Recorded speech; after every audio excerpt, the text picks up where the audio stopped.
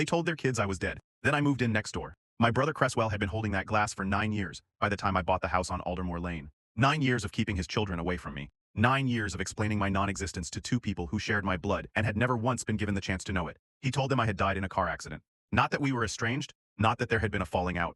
Not even the softer, more navigable lie of we lost touch, or your aunt moved very far away, and we don't speak anymore. He had looked at his children, his daughter Wren, who was 4 at the time, and his son Callum, who was barely 2, and he had constructed a fiction of death so complete, so detailed, so reinforced over the subsequent years, with photographs kept out of albums and names kept out of conversations, that by the time those children were 13 and 11, my death was simply a fact of their lives. Something that had happened before their real memories began. Aunt Petra had died in a car accident on a wet November road outside of Portland, and that was simply a truth of the world, like weather or gravity. I did not know any of this for the first 4 years. To understand how a person ends up being killed off by their own family, you have to understand what Cresswell and I were to each other before the end of what we were to each other. We grew up in a small city in the Pacific Northwest, the kind of place where the rain is so constant it stops being weather and becomes atmosphere. Our parents were educators, both of them, the kind of people who filled the house with books and expectations in roughly equal measure. We were not wealthy, but we were comfortable, and more than comfortable we were for most of our childhood, close. Cresswell was 4 years older than me, and he wore that seniority with genuine care rather than dominance. He taught me to ride a bike in the parking lot of an elementary school on a Sunday morning. He sat outside my bedroom door the night our dog died when I was 9 and talked to me through the wood until I fell asleep.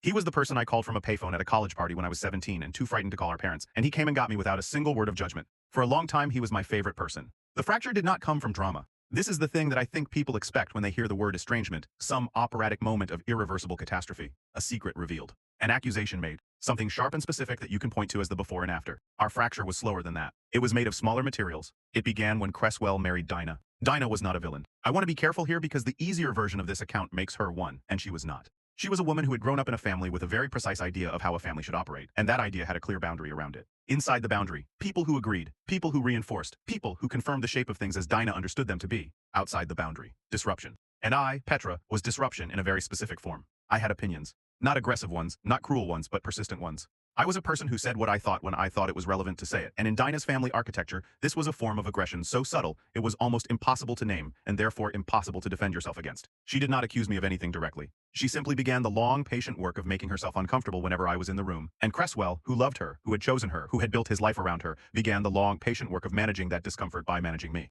It started with small adjustments. Holiday plans that shifted at the last minute, phone calls that became less frequent, invitations that were extended with conditions attached. Then it became larger. The baby shower for Wren to which I was invited and then uninvited via a text message so brief and so impersonal, it felt like a notification from an automated system. The christening I learned about from a cousin 3 weeks after it occurred. The slow erasure of my brother from my daily life, conducted so gradually that I kept waiting for the moment when it would reverse itself, when he would call and say that this was temporary, when the real Cresswell, the one who had sat outside my bedroom door and talked me through grief, would reassemble himself out of the person he was becoming. That call never came. What came instead? After 2 years of diminishing contact and one final conversation, so clinical and so conclusive that I went silent for 3 days afterward, was nothing. He stopped returning my messages. He stopped acknowledging my existence at the family gatherings I still occasionally attended, standing across rooms from me with the careful blankness of someone who has made a decision and intends to honor it regardless of the cost. I eventually stopped going to those gatherings. I moved to Seattle, then to Denver. Then, after a decade of building a career in landscape architecture that had taken me through several cities and one genuinely transformative period working on public park restoration projects in the upper Midwest, I moved back to the Pacific Northwest, not to the city where I grew up, to a smaller town 40 minutes south, a place called Harwick, which had a particular quality of light in the mornings that I had encountered once on a driving trip and never entirely forgotten. I was not moving back to find my brother. I want to be absolutely clear about this. I had processed the loss of Cresswell in the way that you process any grief that has no funeral, slowly, incompletely, in the spaces between other things. I had made my peace with it in the way you make peace with something that still, occasionally, catches you off guard in a grocery store when you see a man the same height as him, the same particular set of the shoulders. I had moved to Harwick because of the light and because of a landscape restoration contract with the county, and because a colleague had told me about a house on Aldermore Lane that was priced below market due to a foundation issue that turned out, upon inspection, to be entirely cosmetic. That Cresswell and Dinah had moved to Harwick 3 years earlier was information I did not have. I found out the way you find out things in small towns, which is gradually and from several directions simultaneously. The first indication was a woman at the hardware store who asked if I was new in town, and when I said yes, asked where I had moved from, and then asked, with the slightly too casual tone of someone who is making a connection they find interesting, whether I had any family in the area. I said no.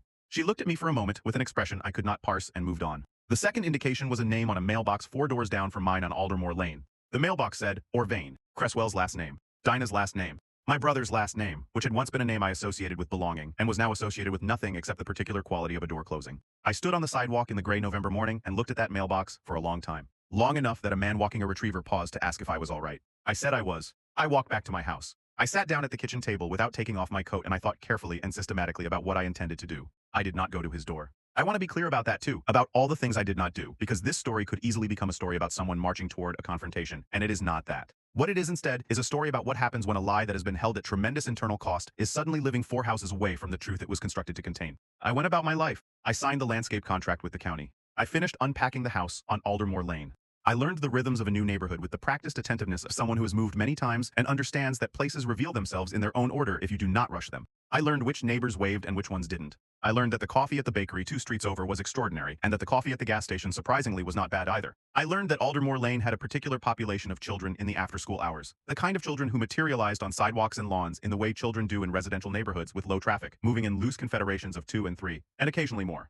I learned that 2 of those children were my niece and nephew. I did not know immediately. The first time I saw Wren, she was cycling past my house with a focused expression and a backpack that was too large for her frame, and I thought nothing except that she was a child on a bicycle. The first time I saw Callum, he was sitting on the curb in front of my neighbor's house, doing something to his shoe with the intense private concentration of a boy solving a problem that had presented itself and must be solved immediately. I thought he had a look about him that I recognized, and then I thought I was projecting, which people do when they are lonely in new places and hungry for connection. It was 3 weeks before I understood. I was working in my front garden, the foundation plants had been neglected for years, and I was in the early stages of remediation. Something I do not mind because it is the kind of work that makes visible progress, and I find visible progress nourishing, when Wren stopped her bicycle at the edge of my property line. She had the evaluating look of a 13-year-old who has decided to make an assessment and is not going to disguise the fact that she is doing it. "You're new," she said. "I am. About a month." "What are you doing to the garden?" I explained. She listened with what appeared to be genuine interest, asking questions that were specific enough to suggest she had been exposed to people who thought carefully about plants. I told her the names of some of what I was removing and some of what I intended to replace it with. She nodded in a way that was oddly familiar. "My dad has a garden," she said,